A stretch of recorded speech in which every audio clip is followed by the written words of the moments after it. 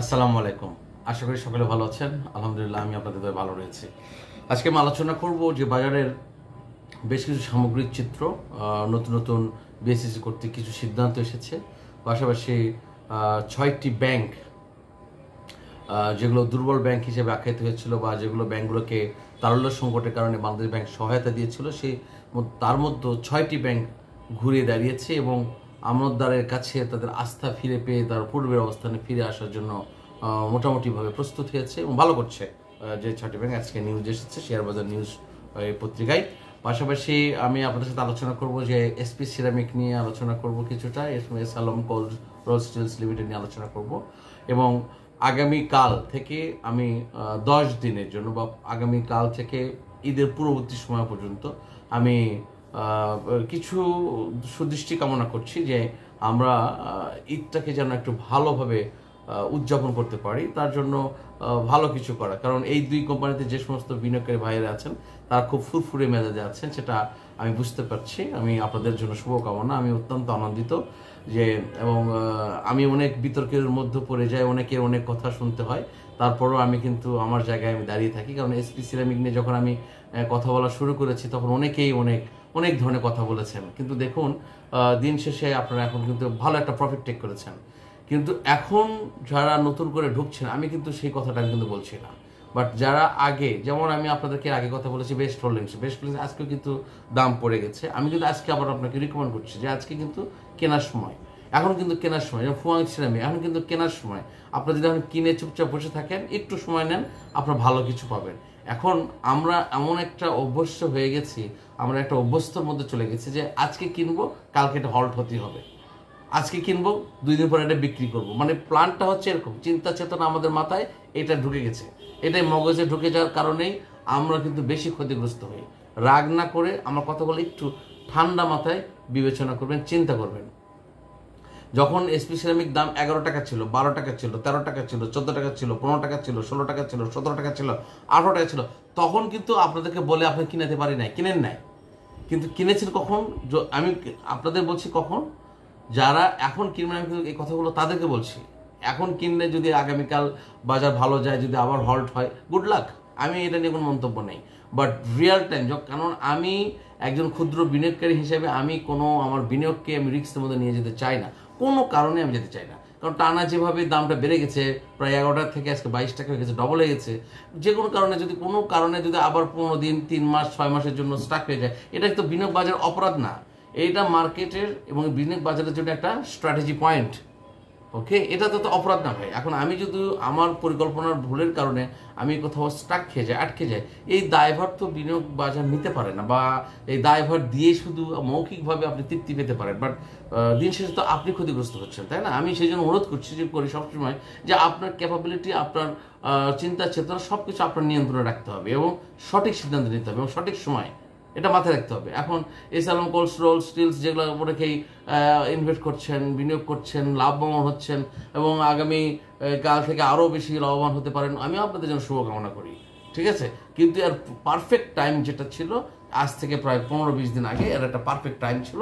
সেই সময় আপনি একদম চোখ বন্ধ করে ঝাঁপিয়ে পড়তে পারেন, ঠিক আছে? আরও কিছু কোম্পানিগুলো আছে যেগুলো আমি আপনার আলোচনা করেছি। অনেকে একটা কথা বলেছেন যে রিং শাইন নিয়ে কথা বলেন না কেন? দেখুন, আমি আপনাদের সাথে গতকাল তারাবি নামাজ পড়ে এসে আমি আপনাদের সামনে ভিডিওটা করেছি।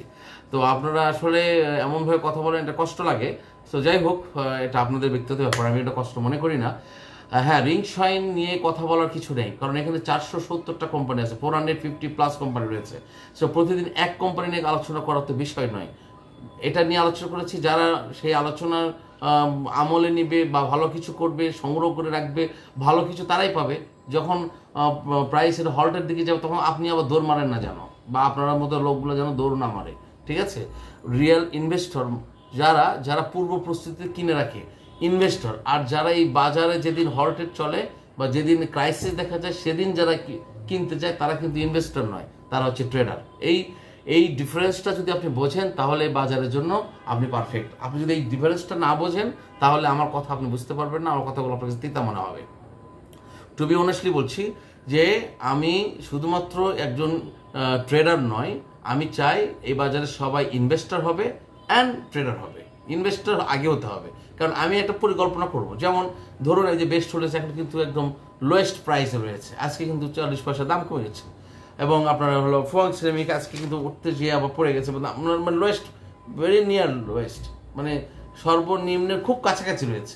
সো এখন যদি এইগুলো যেমন বললেন সন থেকে শুরু করে অনেক কোম্পানি রয়েছে, অনেক সো মেনি।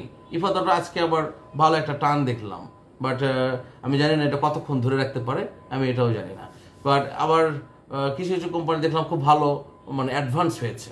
হ্যাঁ, এগুলো আমি আপনারা দেখেছেন, ওটা আমরা জানি, বাট আমি সবগুলো নিয়ে আলোচনা করলে এটা বড় আলোচনা হয়ে যাবে। আমি সংক্ষিপ্ত আলোচনা করছি। ধরুন এখন যদি আমরা বেস্ট হোল্ডিংস আলোচনা করি, এটা তো আমার জন্য অপরাধ হবে না, এটা একটা এক্সাম্পল হিসেবে আপনার সামনে নিয়ে আসতে পারছি। যেমন ফোয়াং সিরামিক এখন যেহেতু লোয়েস্টের একদম সর্বনিম্নের কাছাকাছি রয়েছেন ফোয়াং সিরামিক এবং বেস্ট হোল্ডিংস, এখন যদি আপনি পর্যায়ক্রমে দাম কমছে আপনি কিনবেন, দাম কমছে আপনি কিনবেন, আপনি 1000 করে কিনেন, আপনি 500 করে কিনেন, আমি তো আপনার বলি নাই। অনেকে বলে হ্যাঁ ভাই আমি কি জমি জমা স্বর্ণ বিক্রি, ভাই আপনি তো বাজারের জন্য ফিট নয়, you are not fit for this market, you should leave from this market, you should leave. আপনি এই ধরনের মন্তব্য করার চেয়ে আপনি এই বাজার থেকে চলে যাওয়া ভালো। আপনার তো কেউ বলে নাই ভাই আপনি বইয়ের সোনা বিক্রি করে নিয়েছেন, আপনি সুদের টাকা নিয়ে এসে বাজারে আসেন, হোয়াই শুড? আপনিও আপনার যদি ক্যাপিটাল থাকে, আপনার যদি আপনার ফ্রিজ মানি থাকে, তাহলে আপনি বিনিয়োগ বাজারে এসে বিনিয়োগ করবেন, সেই টাকাটা আপনি ধীরে সুস্থে বিনিয়োগ করে আপনি লাভবান হবেন। কী সব উদ্ভট কথা বলে পরিবেশটাকে নষ্ট করেন। হ্যাঁ, একদম কথা একদম আপনাদের কি কেউ এখানে বলেছে নাকি আপনাকে আমার ভিডিওগুলো দেখতেই হবে? প্লিজ, অনেক মানে এসব বিরক্ত লাগে, একদম বিশ্রী লাগে, একদম মানে নিজেকে খুবই খারাপ লাগে। বারবার চেষ্টা করি যেসব নিয়ে মন্তব্য করবো না, কথা বলবো না, তারপর চলে আসে। ওকে, আমি খাতা দেখাই, আমি এটা খাতা দেখাই, দিস ইজ ইউর প্রবলেম। আপনাকে কে দেখতে বলেছে video? This video is not for you because you are very smart than me. I am not smart, I am not talent person, you are most talented person. Okay, you may leave from here. আপনার video দেখার দরকার নেই ভাই, পরিবেশটাকে নষ্ট করবেন না। এটা একটা পরিবার, এখানে ফ্যামিলি ফ্রেন্ডসের আমার অনেক শুভাকাঙ্ক্ষী, আমার স্কুল বন্ধু, আমার কলেজ বন্ধু, আমার অনেক শুভাকাঙ্ক্ষী এখানে জড়িয়ে রয়েছে আমার এই পরিবারের সাথে। আপনি একটা উদ্ভট কথা বলে দিলেন আর হয়ে গেল? আপনার জন্য কিছু করি না। আপনি একটা ভিডিও তৈরি করেন না যে খাতায় লিখতে হয় কিনা, স্টাডি করতে হয় কিনা, আপনি এটা করেন না। দুঃখিত, আমি ক্ষমা চেয়ে নিচ্ছি, সরি। সো যে আলোচনায় আসতে চাই, যে আমি অনুরোধ করছি দয়া করে, যদি কাউকে, আমি এটা সরাসরি বলছি না, যদি কারো আমার ভিডিও ভালো না লাগে, if you think this is not effective for you, not helpful for you, not useful for you, you may leave from here. And আপনি আমার এখান থেকে আনসাবস্ক্রাইব করে বের হয়ে চলে যাবেন, দরকার নেই ভাই। আমি কষ্ট করে ভিডিও করি, আমি সারাদিন রোজা রাখি, আপনি সবাই রোজা রাখেন, নামাজ পড়ে এসে ভিডিও করে এটা 1 ঘন্টা বসে পড়াশোনা করবো ভিডিও করে, আমি আপনার কটূক্তি শোনার জন্য তো নয়। ওকে, মাইন্ড এটা মাথায় রাখবেন, অনুরোধ প্লিজ।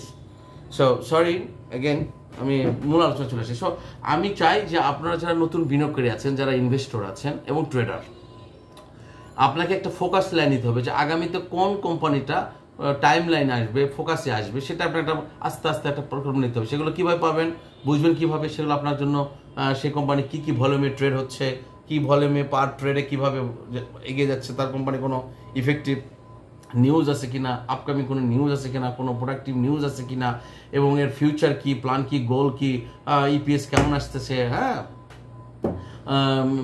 বিভিন্ন রকম প্যারামিটার রয়েছে একটি কোম্পানিকে আইসোলেটেড করার জন্য, একটি কোম্পানিকে সুনির্দিষ্টভাবে আপনার চিহ্নিত করার জন্য সো মেনি প্যারামিটার আছে।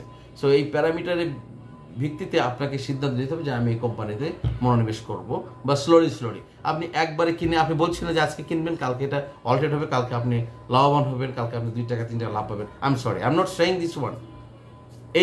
এই চিন্তা চেতনা, এই ধারণা থেকে বের হয়ে আসতে হবে, তবেই এই বিনিয়োগ বাজারে আপনারা লাভবান হতে পারবেন।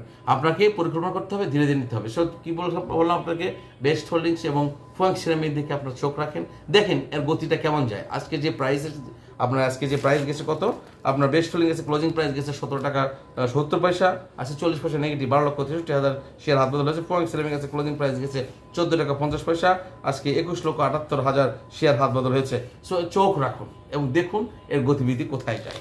আর যে 6টি ব্যাংক ঘুরে দাঁড়াচ্ছে শেয়ার বাজারে, 6টি সংকটাপন্ন দুর্বল ব্যাংক, যেগুলো বাংলাদেশ ব্যাংকের সহায়তায় তারল্য সংকট নিয়ে পাশাপাশি আমানতদারের কাছ থেকে তারা অর্থ পাচ্ছে এবং ভালো সচ্ছল গতি ফিরে আসতেছে। 6টি ব্যাংক হচ্ছে Islami Bank, Social Islami Bank, Exim Bank, United Commercial Bank, IFIC Bank, Al Arafah Islami Bank. So এটা একটা ভালো একটা দিক যে আমাদের কখনোই কোনো অবস্থাতেই আমরা চাই না কোনো প্রতিষ্ঠান বন্ধ হয়ে যাক। যেগুলো বিনিয়োগ বাজার রয়েছে, আমানতদার রয়েছে, পাশাপাশি শেয়ার হোল্ডার রয়েছে, তারা কেউ ক্ষতিগ্রস্ত হোক।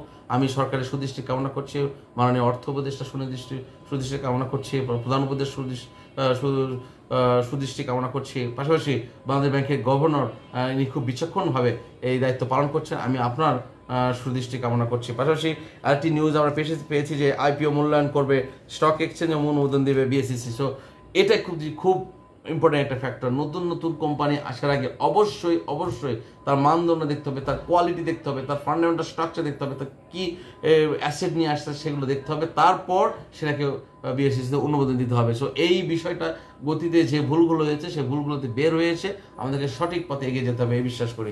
সকলের জন্য শুভকামনা। আমি বিশ্বাস করি যে আমার সাথে বা এই ভিডিওর সাথে যারা সংযুক্ত আছেন, ইনশাল্লাহ আপনাদের ঈদ ভালো হবে। ঈদে আপনারা ভালো কিছু করবেন, কিছু অবশ্যই ঈদের আমেজ পেয়ে গেছেন। যারা এই যে এসপি সিরামিক এবং এসএলএম স্টিল নিয়েছেন, আপনার একটা মেজাজ ফুরফুরে আছে। আমি আজকে আরও কিছু যেটা বললাম সেগুলো একটু মাথায় রাখবেন। আমি আশা করছি যে ঈদের আগে ভালো কিছু হবে। পাশাপাশি যে 29টি শেয়ারের কথা আমি বলেছিলাম সেগুলোর দিকে চোখ রাখুন, ভালো কিছু আপনাদের জন্য অপেক্ষা করছে। এবং অবশ্যই মাথায় রাখতে হবে যে আপনার পরিকল্পনা, আপনার সিদ্ধান্ত আপনার জন্য, আপনি যা করবেন সব কিছু আপনার জন্য এবং আপনার সিদ্ধান্তেই আপনি করে থাকেন। তৃতীয়ত বিষয় হচ্ছে যে আমি একবারে কোনো কিছু আমার পোর্টফোলিও ব্যালেন্স জিরো করে আমি কিনবো না, ধীরে ধীরে পর্যায়ক্রমে কিনবো। চতুর্থ হচ্ছে নো প্রফিট নো সেল, আমি লস দিয়ে কোনো শেয়ার হাত বদল করব না। বিকজ বর্তমান সময়ে আমরা একটা ভালো পরিবেশের দিকে যাচ্ছি, তার আভাস অনেক দিক থেকে পাচ্ছি। এবং বিএসইসির যিনি চেয়ারম্যান হিসেবে দায়িত্ব পালন করছেন, তিনি অত্যন্ত কনস্ট্রাকটিভভাবে এবং তিনি হার্ডলি এটা চেষ্টা করছেন যে একটি আস্থাশীল বাজার গড়ে তোলার জন্য। সো আমরা আশাবাদ যেখান থেকে আমরা ভালো কিছু পাবো এবং সকলের জন্য শুভকামনা। অনুরোধ শুধু একটাই, অনুরোধ একটাই, লস দিয়ে বিক্রি করবেন না। আসসালামু আলাইকুম ওয়া রাহমাতুল্লাহি ওয়া বারাকাতুহু।